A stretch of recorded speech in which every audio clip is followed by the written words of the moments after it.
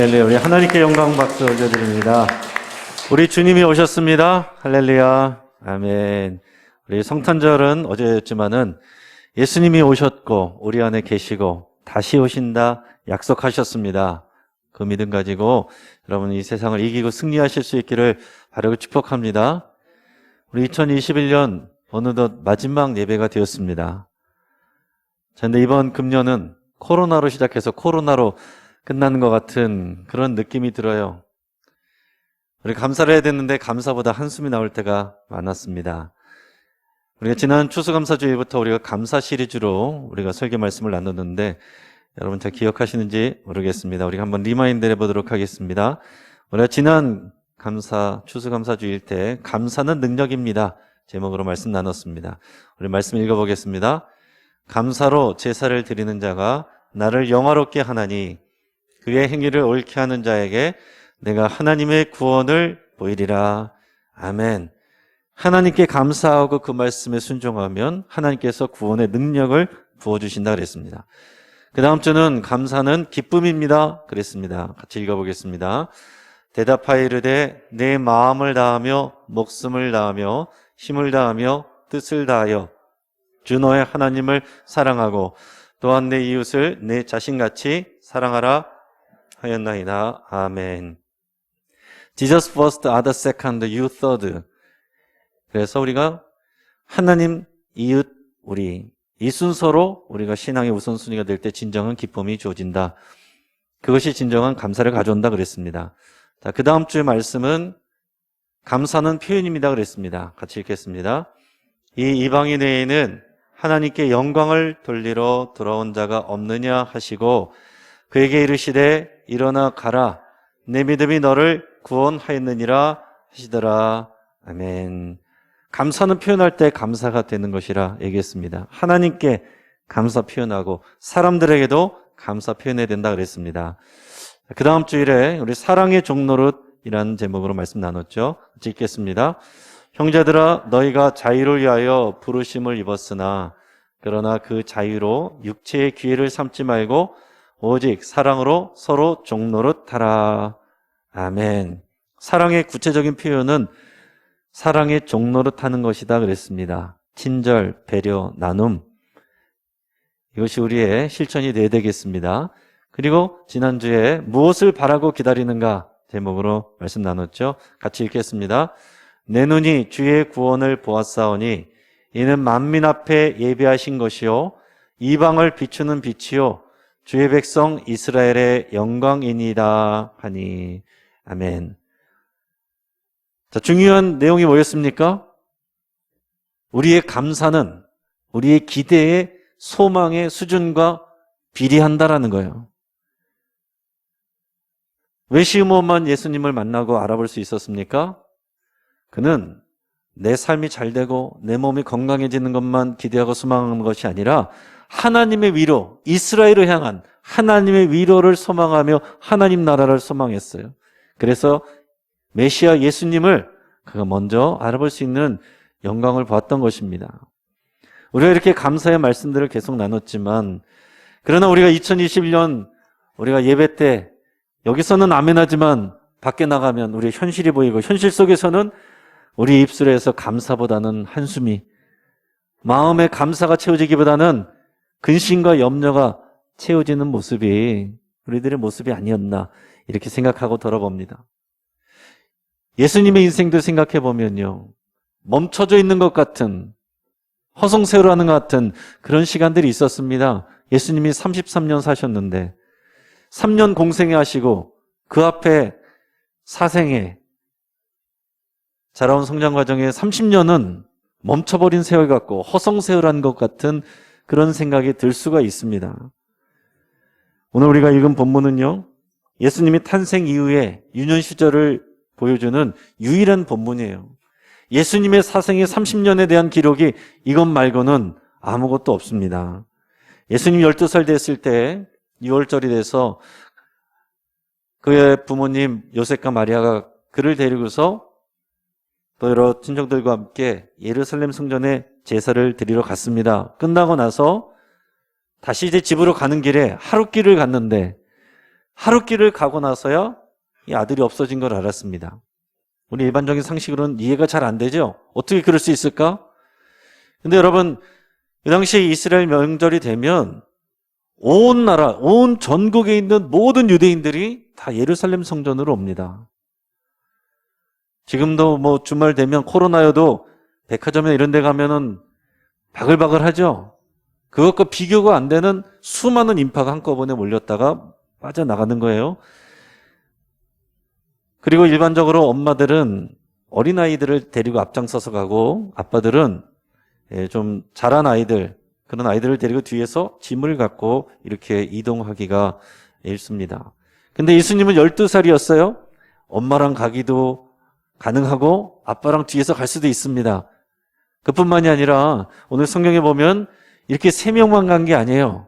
그의 가족들이 같이 갔고 친족들이 같이 갔고 그 동네 지인들이 같이 갔어요. 일행이 수십 명입니다. 자, 그러니까 그 많은 인파 중에서 눈에 안 보여도 뒤에 아빠랑 있겠지. 앞에 엄마랑 있겠지. 저 동생들 데리고 오겠지. 저 친척들이랑 있겠지. 동네 누구랑 형들이랑 오겠지. 이러다가 하루 길을 온 거예요. 그래서 놀라가지고 이 아들을 찾으러 다시 온 길을 돌아서 가는데 사흘 길이 걸렸다 그랬습니다. 온 길은 하루 길인데 돌아가면서 찾으면서 다니다 보니까 결국에는 예루살렘 성전까지 갔는데 사흘 길이 걸렸어요. 가서 봤더니 그 아들 예수님이, 소년 예수가 그 율법 교사들하고 같이 율법을 가지고 하나님의 말씀으로 토론을 하고 있더라라는 얘기입니다. 놀라운 일이기도 하고 신기한 일이기도 하지만은 한편으로는 화가 나기도 해서 엄마가 꾸짖었습니다. 너 지금 여기서 뭐 하는 거니? 지금 아빠 엄마가 얼마나 너 없어져서 속상해하고 근심하고 걱정한 줄 아니? 그랬더니 예수님이 하시는 말씀이 어찌하여 날 찾으셨습니까? 내가 내 아버지의 집에 있어야 되는 줄을 모르셨습니까? 만약에 여러분들의 자녀가 이렇게 얘기했다면 어떻게 하셨을 것 같아요? 볼 꼬집어서 잔말 말고 따라와 그러지 않았을까요? 하지만은 그 부모님은 그냥 스쳐 지나갔지만 성경에 보면 그 어머니 마리아는 그 말을 마음에 담아뒀다라고 그랬어요. 이게 굉장히 의미 있는 내용입니다. 소년 예수님이 여기가 아버지 집이라고 그랬어요. 아버지라는 말이 여기서는 아람어로 아빠예요. 우리가 아버지를 친근하게 부를 때 아빠라고 부르듯이 그 당시 아람어로도 아버지를 친근하게 부르는 말이 아빠입니다. 내가 이 아빠의 집에 있다라는 것입니다.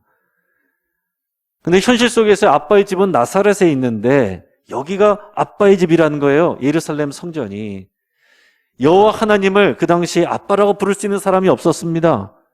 감히 그렇게 부를 수 있는 사람이 없는데 12살 소년이 하나님을 아빠라고 부르고 성전을 아버지의 집이라고 부른 거예요. 무슨 얘기입니까? 본인 자신이 하나님의 아들이요 온 인류를 구원할 그리스도라는 것을 본인이 스스로 알고 있었다라는 얘기입니다. 자, 그런데 눈여겨봐야 될 것은 뭐냐면 그러고 나서 어떻게 했어요? 예수님이 밖으로 나가서 복음을 전했습니까? 병자를 고쳤습니까? 아니에요. 아버지 어머니 따라서 나사렛 집으로 돌아갔습니다. 그리고 오늘 성경에 보면 이 부모님에게 순종하여 받들어 섬겼다라고 그랬어요. 그렇게 30년 지나간 것입니다. 여러분, 이것이 굉장히 중요합니다.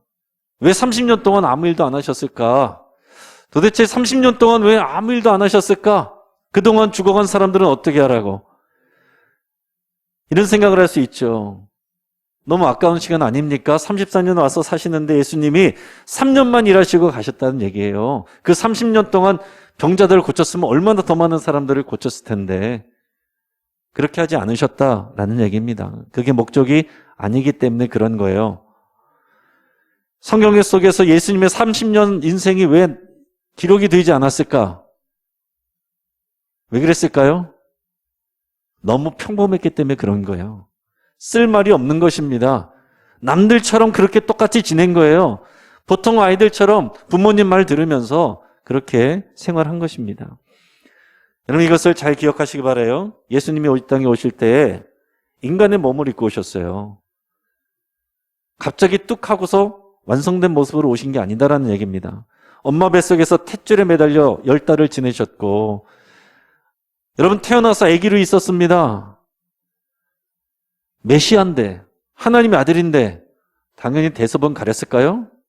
아니죠. 엄마가 다 기저귀 갈아주고 다 했습니다. 밥 먹여줬습니다. 걸음마 가르쳐줬습니다.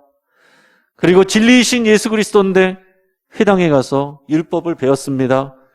암송하라고 숙제시키면 숙제 다 했습니다. 그렇게 똑같이 지낸 거예요. 그리고 그 아버지가 목수였죠. 당연히 뭐합니까? 아버지 따라서 목수일 배우고 아버지 도와드리고 아버지 없을 때는 본인이 목수일 해서 가정 살림 해나가는 것입니다. 이런 개인적인 시간 왜 30년이나 걸리게 했을까? 그 30년 동안 예수님 그리스도로서 일했으면 얼마나 더 많은 일을 하지 않았을까 이런 생각을 하게 됩니다. 우리가 그 힌트를 히브리서 4장 15절 16절에서 볼 수 있습니다. 우리 같이 한번 읽어보겠습니다. 우리에게 있는 대제사장은 우리의 연약함을 동정하지 못하시리가 아니요 모든 일에 우리와 똑같이 시험을 받으시니로되 죄는 없으시니라. 그러므로 우리는 긍휼하심을 받고 때를 따라 돕는 은혜를 얻기 위하여 은혜의 보좌 앞에 담대히 나아갈 것이니라. 아멘. 이게 얼마나 은혜로운 말씀인지 여러분 잘 생각해 보시기 바랍니다. 예수님이 인간이 당하는 모든 시험을 다 당하셨다는 거예요. 특별히 예수님이 이 30년 사생의 기간 동안에 인간이 경험하는 모든 연약함들, 실수들, 모든 마음의 아쉬움들, 상처들 그런 거 다 똑같이 경험을 하셨다는 거예요. 그래서 예수님이 우리의 모든 연약함을 동정하실 수 있고 공감하실 수 있다는 거예요. 그것을 예수님이 다 아시니까 경험하셨으니까 우리는 그 예수님을 의지해서 하나님 아버지께 나갈 수 있다라는 얘기입니다. 예수님이 사생의 30년 동안 아무것도 안 한 것이 아니라 인간의 연약함, 그 인간의 모든 시험 받는 것을 다 받으셨다라는 거죠. 멈춰있는 시간 같지만 그런 게 아니었다라는 거예요. 의미 있는 시간이었다는 거죠. 여러분, 우리가 일상생활 속에서도 아무것도 아닌 것 같고 안 하는 것 같지만 그러나 의미 있는 일들이 많이 있습니다. 우리 주부들은 밥을 하시면은 원래 마지막에 뭘 합니까? 뜸을 들이죠. 요즘에는 전기밥솥이 뜸까지 알아서 들여주지만 예전에는 밥 짓고 나서 그냥 풀면 안 되고 뜸을 들였다가 펐잖아요. 뜸을 안 들이면은 밥이 맛이 없습니다. 또 운전하고 다닐 때 우리가 아무리 급해도 기름 떨어졌는데 주유소 가서 기름 넣지 않으면 되겠습니까? 기관이 망가졌는데 정비소 가서 고치지 않고서 다니면 되겠습니까? 주유소에서 기름 넣고 정비소에서 고침받는 것이, 수리하는 것이 그 시간을 아깝게 생각하면은 그거는 어리석은 일이죠. 또 여러분 오늘 여기 오실 때 지난밤에 잠자고 오셨을 텐데 그 자는 시간 얼마나 아깝습니까, 여러분? 사람이 6시간에서 보통 8시간 자는데 어떤 스위스 학자는 사람의 평생을 80년으로 잡으면은 자는 시간이 26년이라고 그랬어요. 근데 우리가 생각해도 하루에 8시간 잔다고 생각하면 인생 90년 산다고 해보시면 여러분 인생의 3분의 1이 잠자는 시간입니다. 90년 동안 30년 자는 거예요. 얼마나 아깝습니까? 그래서 공부 잘하는 애들은요, 예전에 보면 고카페인 음료 마시고 시험 볼 때 잠을 안 자려고 몇 날 며칠을 그렇게 잠을 안 자고 버티는 아이들도 본 적이 있습니다. 근데 여러분 그렇게 되면 결국 어떻게 됩니까? 몸이 망가지는 거예요. 잠자는 시간 아까워서 잠을 안 자든지 잠이 안 와서 못 잔다든지 우리 삶에, 우리 몸의 리듬이 다 깨져버리는 것입니다. 자, 그러니까 무슨 얘기입니까? 뜸을 들이는 것이나 주유하고 정비하는 것이나 우리가 잠을 자는 것이나 아무것도 안 하는 것 같지만 다 중요하고 의미 있는 시간들이다라는 얘기입니다. 모세도 생각해 보세요. 어차피 이스라엘 사람들 상대할 건데 애굽에서 40년 보냈고 미디안 광야에서 양치면서 40년 보냈습니다. 내 인생 끝났다, 허송세월했다 생각했는데 80세 하나님이 부르셨어요. 요셉도 생각해 보시기 바랍니다. 요셉이 형들에게 팔려서 보디발 장군의 집에 가서 종로로 타다가 거기서도 누명 쓰고 왕의 감옥에 갇혔습니다. 내 인생 계속 마이너스 인생이라고 생각했지만 거기서 만난 왕의 신하 때문에 결국에는 총리까지 가게 됐습니다. 그래서 자신의 가족들과 가문에 있는 모든 사람들 기근 속에서 구원해냈어요. 그리고 출애굽의 역사의 준비가 됐습니다.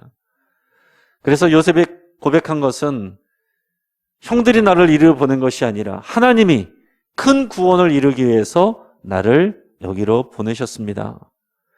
이렇게 고백했어요.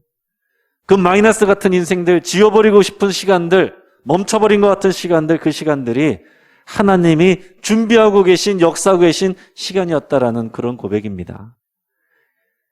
예수님의 사생애 30년 동안 도대체 뭐 하셨을까? 오늘의 본문 52절에서 그것을 말씀해 주고 있습니다. 같이 읽겠습니다. 예수는 지혜와 키가 자라가며 하나님과 사람에게 더욱 사랑스러워 가시더라. 아멘. 지혜가 키가 자라고 하나님에게 또 사람에게 사랑스러우셨다 그랬습니다. 우리 하나씩 생각해 보면 예수님 지혜가 자라갔습니다. 그 30년 동안 지혜가 자라갔어요. 정보를 많이 얻는 것은 지식이고 지혜는 지식을 활용할 줄 아는 그게 지혜입니다. 때로는 지식을 보이기도 하고 때로는 감출 수도 있는 것이 지혜예요. 성경에서는 여호와를 경외해야 하는 것이 지혜의 근본이다 그랬습니다. 하나님이 나를 이 땅에 보내셨고 내가 하나님의 뜻을 위하여 그 사명을 감당하는 것이 있고 그러다가 하나님에게로 돌아가는 것이다. 이것을 알면 하나님 앞에 항상 겸손하게 되고 하나님을 경외하게 됩니다. 그것이 지혜예요. 여러분 세상 사람들도 지혜로운 사람 많이 있습니다. 내가 안다고 할 줄 안다고 다 드러내는 게 아니에요. 지혜로운 사람들은 그것을 감출 때도 있습니다. 삼국지의 유비가 그런 사람이었어요. 유비가 여포와의 전쟁에서 지고서 피할 데가 없어서 조조의 수하로 들어갔습니다. 거기서 몸을 신원을 보호를 받고 있었는데 거기 가서 유비가 뭐 했느냐? 다음 기회를 노리면서 이제 전쟁 준비한 게 아닙니다. 뭐 했냐면 채소밭을 가꿨어요. 그리고 누가 봐도 저 사람 별스럽지 않다는 것처럼 보였습니다. 천둥만 쳐도 깜짝 놀라면서 갖고 있던 숟가락을 떨어뜨리면서 사람들의 비웃음을 샀습니다. 그 동생들이 관우와 장비가 와가지고 아니 형님 지금 중요한 순간에 지금 한가하게 채소밭이나 가꾸고 있을 때입니까? 그랬더니 유비가 이렇게 얘기했어요. 동생들 자네들이 모르는 것이 있네. 뭘 모른다는 거겠어요? 지금 유비는 자기 자신을 감추고 있는 것입니다. 만약에 자신의 재능과 능력과 야망을 거기서 드러냈다고 한다면 조조에게 견제받아서 제거됐을 거예요. 자기 자신을 보호하기 위해서 오히려 자기 자신을 감추고 숨기는 것, 이게 유비의 지혜였다라는 얘기입니다. 여러분 예수님도 30년 동안 성경에 아무런 기록이 없어요. 오늘 본문 빼고는 아무런 기록이 없습니다. 자신을 철저하게 감추고 계셨습니다. 그래서 예수님 공생의 사역 시작하셔서 사람들이 이분이야말로 메시아네요. 그리스도네요. 그렇게 할 때 예수님이 하신 말씀 뭐였냐면은 사람들에게 알리지 마라. 사람들에게 알리지 마라. 왜 그러셨습니까? 때가 아직 차지 않았기 때문에 그런 거예요. 때가 아직 차지 않았기 때문에. 예수님이 그리스도란 것을 알리는 때는 언제냐? 십자가에 달려 죽으셔야 될 그때입니다. 아직 그때가 차지 않았기 때문에 말하지 말아라. 감추고 계셨던 거예요. 그런 때를 아는 것이 예수님의 지혜였습니다. 그런 지혜가 자라갔어요. 30년 동안. 그리고 키가 자라갔다고 했습니다. 여러분 예수님이 이 땅에 오실 때 몸을 입고 오셨어요. 몸으로 죽으셨고 몸으로 부활하셨습니다. 사람의 몸은 썩어 없어져 버릴 그런 몸뚱아리가 아니에요. 성령의 전입니다. 하나님이 거하시는 공간이에요.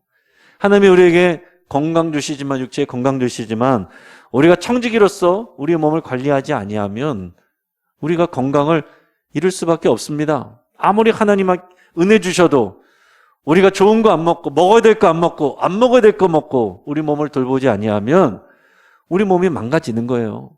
자연의 법칙에 따라서 그렇습니다.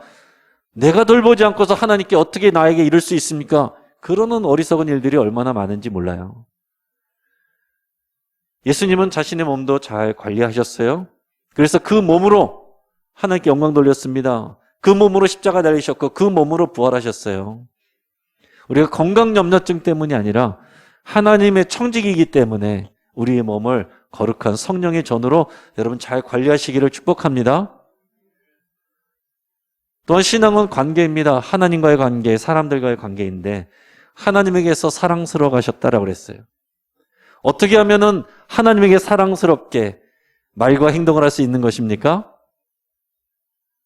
순종하는 거예요. 하나님의 말씀의 뜻대로 믿음으로 순종하는 게 하나님께 사랑스러워지는 것입니다. 내가 하고 싶은 것을 하는 것이 아니라 나를 통해서 하나님이 이루고자 하시는 것을 하는 것, 그게 하나님께 사랑받아 가는 비결입니다. 예수님 철저하게 하나님이 원하시는 것을 하셨습니다. 그렇기 때문에 우리가 이 땅 가운데 살아갈 때 내가 하고 싶은 일들 그것만 하나님께 아뢰드리는 것이 아니라 하나님, 나에게 하나님이 이루시고자 하는 것, 원하시는 것이 무엇입니까? 우리는 그것을 물어봐야 돼요. 그런데 사탄은 에덴 동산에서부터 이런 하나님의 뜻과 말씀에 대해서 자꾸 사람들에게 거짓말을 했어요. 그것은 사람을 올가매는 올감이고 올무다. 벗어버려야 된다. 선악과 먹지 말라 그러는 건 너희들이 하나님처럼 될까 봐 그러는 거다. 이렇게 속였단 말이에요. 이런 속삭임이 오늘날 우리 세상에도 여전합니다. 하나님의 말씀대로 사는 것, 그 말씀에 순종하는 것, 그런 것은 우리를 올가매는 것이고 억압이고 그것을 풀어버리고 너희 마음대로 살아라. 네가 원하는 대로 해라. 정답은 없다. 네가 원하는 길을 가라. 하나님이 말씀하신 것은 진리 위에 있는 사랑인데 사랑만 얘기하고 있어요. 세상은 진리 없는 사랑, 하고 싶은 대로 하는 거예요. 좋으면 만나고 아니면 말고. 그러면서 하나님이 가증히 여기는 것들, 더럽게 여기는 것들도 이 시대에는 그것이 인간의 권리이고 그것이 자유라고 그렇게 말하고 있어요. 세상은 점점 하나님 보시기에 악해져 가고 더러워져 가고 있습니다. 하나님 우리에게 거룩하게 살라고 하셨고 거룩한 백성 되기를 원하시는 것인데 지금 여러분 교회 밖에 나가서 이런 얘기하면 손가락질 당합니다. 고리타분하다고 얘기합니다. 편협하다라고 얘기를 해요. 우리는 이런 세상 속에서 하나님께 사랑스러워져가는 진리를 순종하는 그런 분들 되시길 바랍니다. 하나님께만 사랑스러우면 안 됩니다. 신앙은 그 하나님의 사랑을 이웃들에게 흘려보내는 것인데 가끔 하나님에게는 사랑스러운데 사람들에게는 사랑스럽지 않은 사람들 종종 많이 있습니다. 예수님은 사람들에게도 사랑스러워졌다라고 그랬어요. 어떻게 하면 사람들에게 사랑스러워졌겠습니까?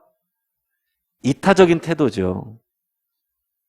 예수님은 왕으로 오셨지만 사랑으로 종로로 타셨다라고 그랬어요.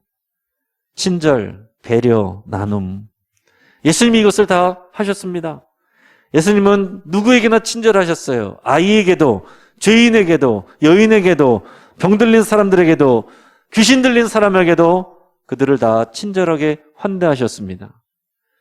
그리고 말씀으로 다 정죄하고 판단한 것이 아니라 그들의 연약함을 이해해 주셨어요. 그리고 우리의 연약함을 보시고 말씀 들으러 나온 사람들을 보시면서 저녁 때가 되니까 저들 배고프겠다. 제자들에게 너희가 좀 먹을 것을 가져다가 줘라. 배려하시는 하는 예수님이셨어요. 그리고 나눔의 끝판왕이 예수님이죠. 자기 생명을 내주셨잖아요. 여러분 이것이 사람들에게 사랑스러워하는 모습입니다. 근데 오늘날 교회 와서는 열심히 하는데 사람들에게는 상처를 주고 또 교회 바깥에 나가서는 욕을 먹는 사람들이 없지 않아 많이 있습니다. 이게 전도에 걸림돌이 되는 그런 사람들이 많이 있어요. 그러면서도 나는 하나님께 열심히 하고 있으니까 신앙생활 잘하고 있다라고 생각하는 경우들이 많이 있다라는 얘기입니다. 아니에요. 예수님은 하나님과 사람들에게 사랑스러워 가시더라. 여러분 이제 말씀을 정리합니다. 우리가 감사 계속 얘기했지만 교회 바깥을 넘어가면 왜 감사가 잘 안 나옵니까? 눈에 보이는 현실이 우리가 살아온 2021년이 코로나로 시작해서 코로나로 끝나고 모든 것이 하려고 했던 것들이 계획대로 안 되고 교회 행사도 할 수도 없고 예배도 마음대로 못 드렸고 멈춰버린 것 같고 마이너스 난 것 같기 때문에 우리에게 감사가 잘 안 나온 거예요. 근데 여러분 그런 게 아니라고 성경이 우리에게 가르쳐주고 있는 것입니다. 우리가 2021년에서 2022년으로 넘어가는 것은 그냥 다시 반복하는 게 아니에요. 그냥 손해봤던 것을 회복하는 정도가 아닙니다. 2021년도에도 하나님이 일하고 계셨고 역사하고 계셨습니다. 우리는 이 코로나를 지나면서 코로나 이전에 우리의 계획으로 돌아가는 게 아니라 코로나를 뛰어넘는, 코로나를 통해서 역사하시는 하나님의 그 계획을 우리가 사모하며 소망하며 그것을 따라가는 것이 우리의 삶입니다. 그래서 우리가 오늘 감사할 수가 있는 거예요. 2021년 멈춰버린 것 아니고 마이너스 아니고 손해본 것이 아니고 버려버린 시간이 아니라 하나님께서 일하시고 역사하신 시간이다라는 것입니다. 우리 노래 중에 그런 것이 있잖아요. 바람이라는 노래. 우리는 늙어가는 것이 아니라 조금씩 익어가는 것입니다. 사도 바울도 그런 고백했습니다. 그러므로 우리가 낙심하지 아니하노니 우리의 겉사람은 낡아지나 우리의 속사람은 날로 새로워지는도다. 여러분 우리는 우리의 속사람이 새로워지고 있고 되어져 가고 있습니다. 예수 그리스도처럼 지혜와 키가 자라가고 하나님과 사람들에게 더욱 사랑스러워 가시는 저와 여러분 되시길 주의 이름으로 축복합니다. 같이 한번 기도하겠습니다.